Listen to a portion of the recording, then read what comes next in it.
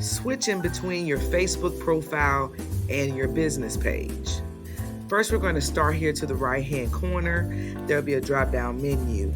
You want to switch over to your business page.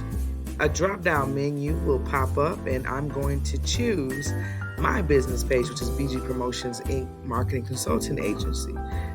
And when it opens up, I'm on my business page. That is how, as you'll see down here, how you switch between your business and your Facebook profile. And then you can post right there from your business, right there.